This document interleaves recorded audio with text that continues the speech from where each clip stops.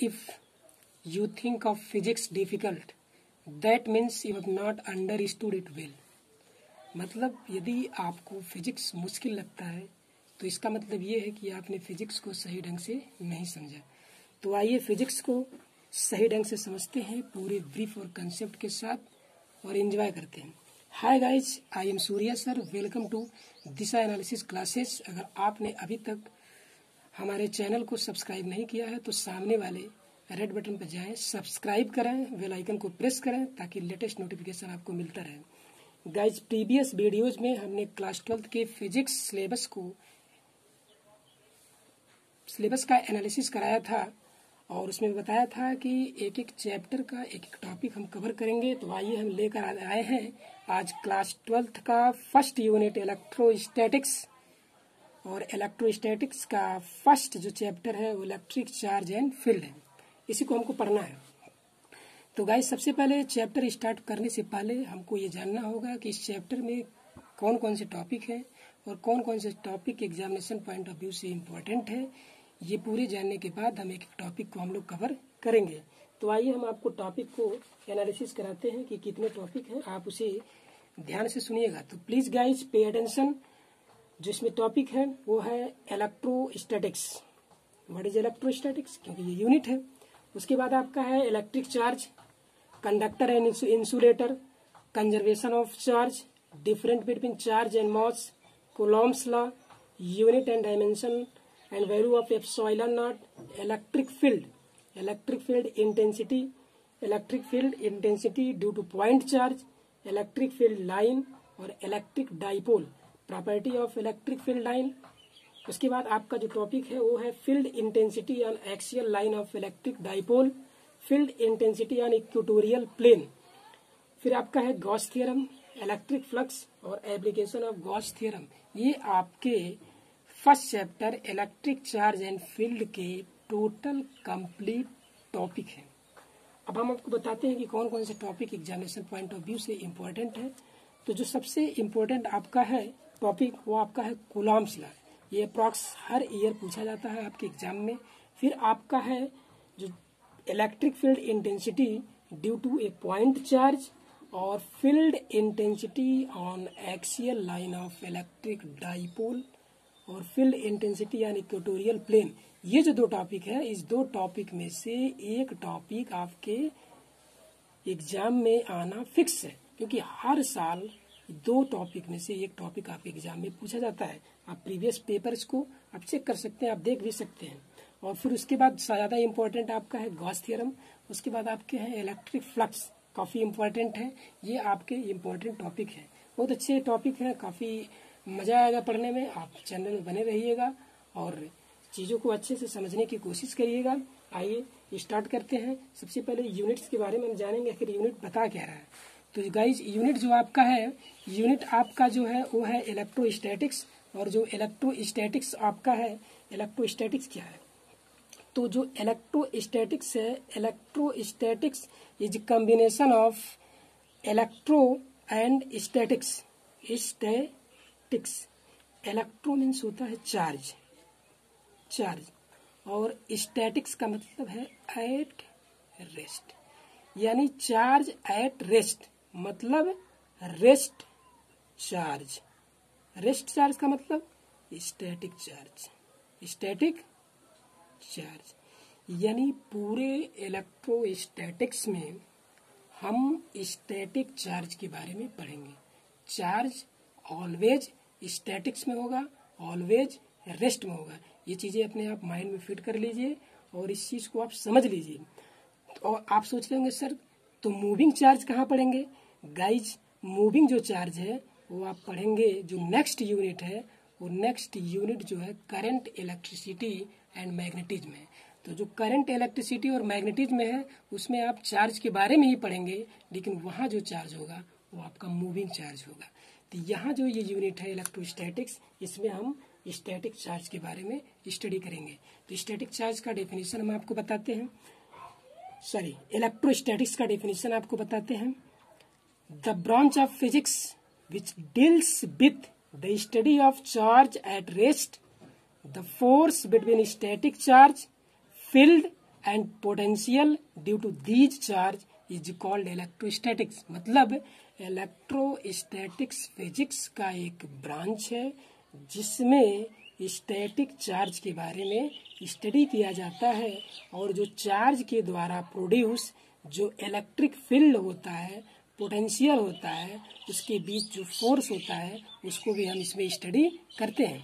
इसको guys static electricity के नाम से भी जानते हैं। It is also called frictional electricity. इसे फ्रिक्शनल इलेक्ट्रिसिटी भी कहते हैं। ठीक है, ये आपका इलेक्ट्रोस्टैटिक्स का एक छोटा सा आपका यूनिट, छोटा सा आपको मैं बताया हूँ, और ताकि आप इलेक्ट्रोस्टैटिक्स का मतलब समझ जाएं। तो आपने इलेक्ट्रोस्टैटिक्स का मतलब समझ गए। अब आते हैं chapter electric charge and field. तो इलेक्ट्रिक चार्ज एंड फील्ड आपका ये चैप्टर है, पहला चैप्टर। ठीक है, बड़ा अच्छा लग रहा है सुन के, शुरुआत है, आप मन से पढ़िए, अच्छे से पढ़िए। ठीक है, हमारी शुभकामनाएं आपके साथ है। तो इलेक्ट्रिक चार्ज एंड फील्ड हमारा चैप्टर है। तो अच्छा, आपने देखा होगा कि अक्सर जब हम ड्राई वेदर में यानी शुष्क मौसम में जब सिंथेटिक क्लॉथ, स्वेटर जब हम टेक ऑफ करते हैं, निकालते हैं, तो ड्यूरिंग द टेक ऑफ यानी निकालने के दौरान आपको स्पार्क या क्रैकल सी आवाज सुनाई देती होगी। स्पार्क का मतलब चट चट, क्रैकल का मतलब होता है चिंगारी। ये आपको सुनने की मिलती है। या फिर जब आकाश का जो थंडर स्टॉर्म होता है, गर्जना, जब आकाश में गर्जन होता है तो आपको तड़िक दिखाई देता है। तड़िक का मतलब होता है लाइटिंग, देखे होंगे आप, तो लाइटिंग होता है। गाइज, क्या आपने कभी सोचा ऐसा क्यों होता है? कभी नहीं आपने सोचा ना, मैं आपको बताना चाहता हूँ। ये जब हम क्लॉथ को जब टेक ऑफ करते हैं तो क्लॉथ के द्वारा हमारी बॉडी में रबिंग होती है, रगड़ होती है, जिसके थ्रू बॉडी से इलेक्ट्रॉन चार्ज प्रोड्यूस होते हैं। उसी की वजह से स्पार्क और क्रैकल्स आती हैं, यानी चट और चिंगारियां निकलती है। तो ये जो होता है ये आपका इलेक्ट्रिक चार्ज के द्वारा होता है। इलेक्ट्रिक चार्ज का डिस्चार्ज होना, इसको हम बोलते हैं इलेक्ट्रिक डिस्चार्ज के द्वारा ये चीजें होती है। तो आपने समझ गया होगा कि क्यों होता है, ये इलेक्ट्रिक डिस्चार्ज के द्वारा होता है। ठीक है, तो आप जैसा कि आप देख रहे होंगे कॉपी में, इलेक्ट्रोस्टैटिक्स के बारे में तो पढ़ चुके हैं। जो सेकंड टॉपिक आपका है वो आपका है इलेक्ट्रिक चार्ज।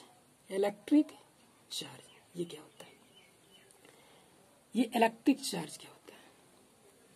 जैसे मान लीजिए कोई ऊल है या सिल्क है, जब ऊल या सिल्क को अंबर पर रगड़ा जाए तो हम देखते हैं कि जो अंबर है, अंबर वो लाइट ऑब्जेक्ट, जैसे पेपर के छोटे टुकड़े, लाइट ऑब्जेक्ट, जैसे आप गांव में तो नहीं, हम तो गांव के हैं भाई, भूसा का तिनका, ठीक है, उसको अपनी तरफ क्या करता है, अट्रैक्ट करता है।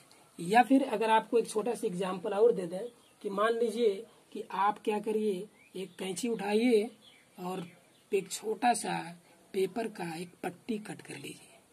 ठीक, पट्टी कट करने के बाद इसको आप प्रेस कर दीजिए, और प्रेस करने के बाद जब आप इसको टीवी के स्क्रीन के पास आप ले जाएंगे तो आप देखेंगे कि टीवी के स्क्रीन पर चिपक जाता है। करिएगा इसको, एग्जाम्पल है, आज ही करिएगा आप इसे, कि टीवी के स्क्रीन पर ये चिपक जाता है ये चिपक जाता है। या फिर आप देखे होंगे कि जब आप ड्राई हेयर में कम करते हैं और कम करने के बाद जब लाइट ऑब्जेक्ट यानी जो कागज के टुकड़ा है उसको जब आप उसके करीब जाते हैं, क्लोज टू ईच अदर, तो आप देखते हैं कि वो क्या करता है, वो अपनी तरफ अट्रैक्ट करता है।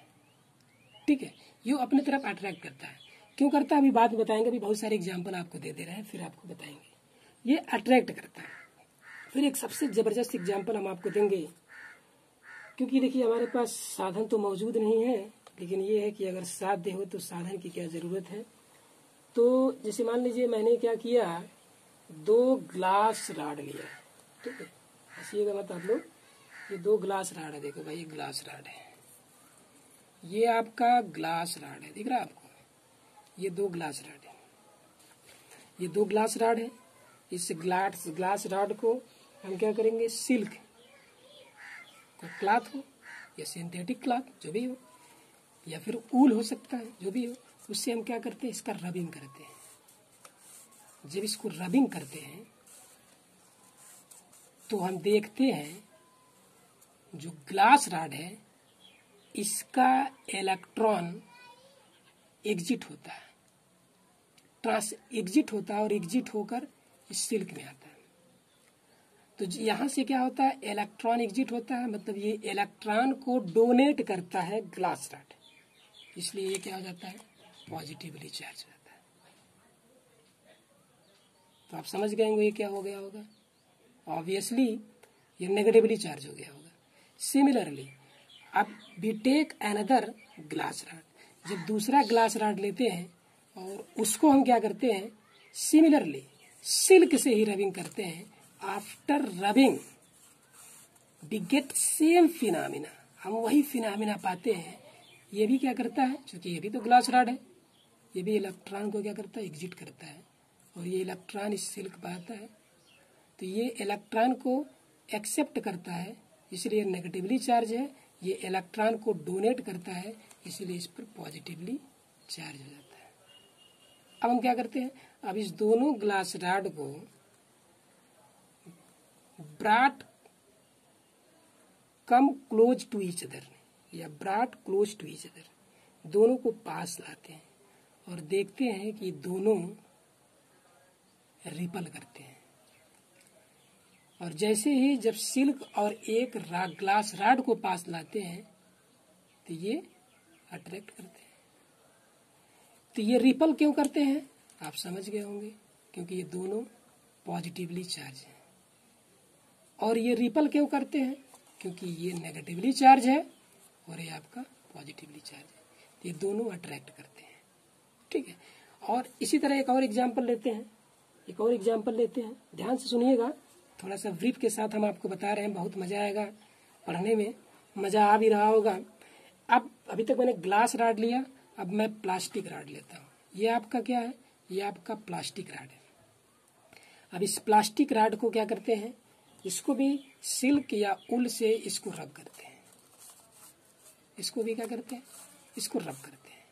जब इसको रब करते हैं तो यहाँ पर क्या होता है गाइस, ध्यान से देखिएगा, यहाँ पर क्या होता है, ये जो प्लास्टिक राड है ये इलेक्ट्रॉन इजेक्ट नहीं करता है, ये बल्कि ये जो है सिल्क है ये इलेक्ट्रॉन इजेक्ट करता है और ये इलेक्ट्रॉन को क्या करता है, एक्सेप्ट करता है। तो ये इलेक्ट्रॉन को एक्सेप्ट करता है, इसीलिए जो प्लास्टिक राड है ये नेगेटिवली चार्ज हो जाता है, और जो सिल्क है समझ गए होंगे पॉजिटिवली।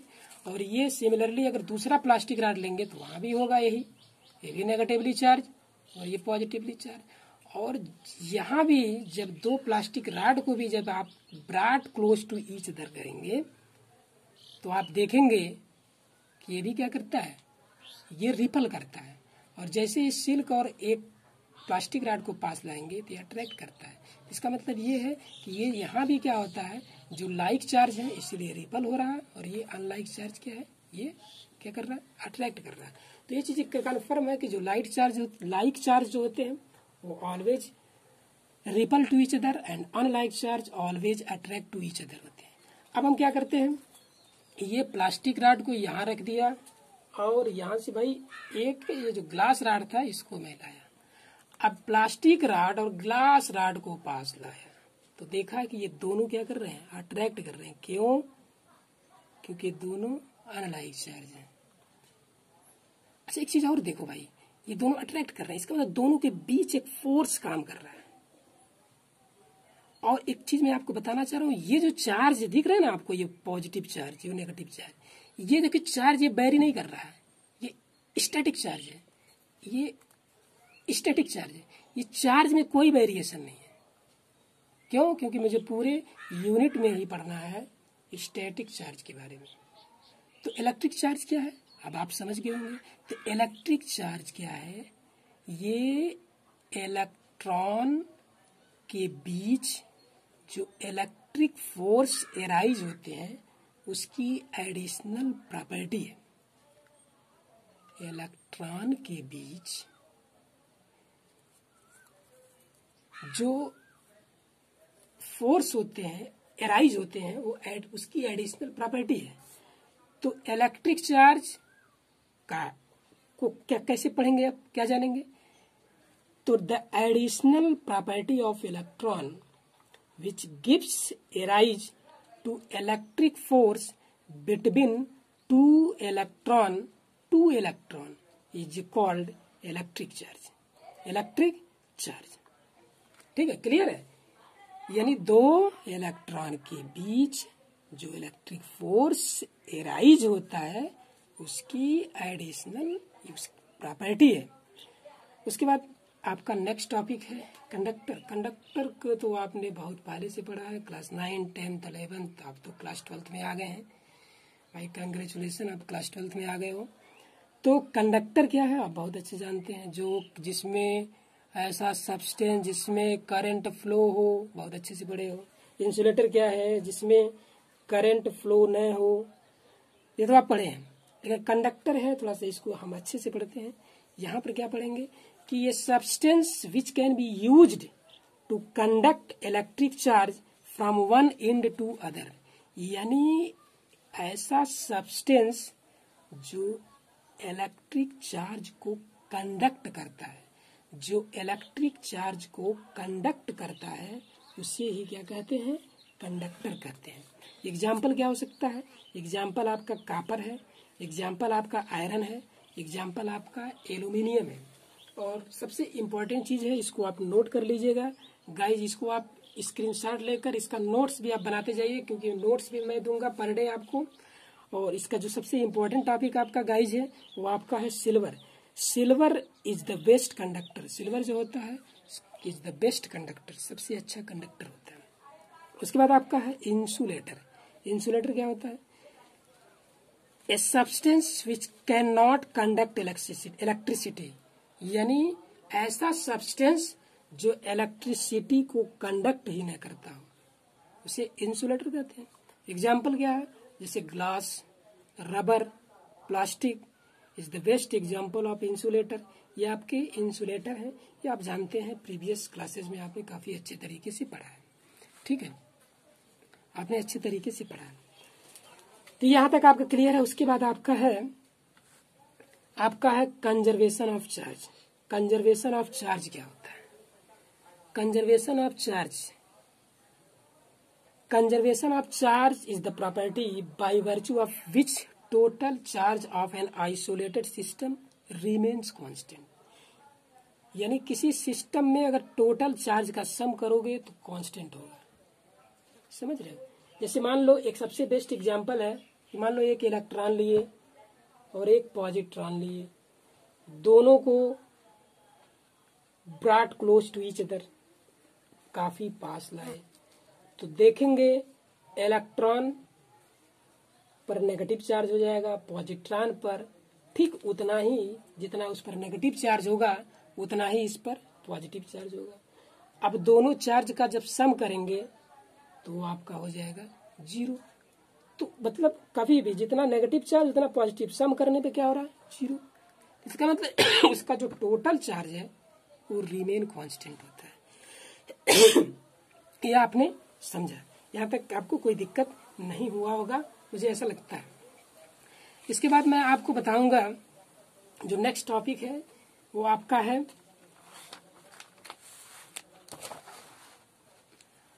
है difference between charge and mass.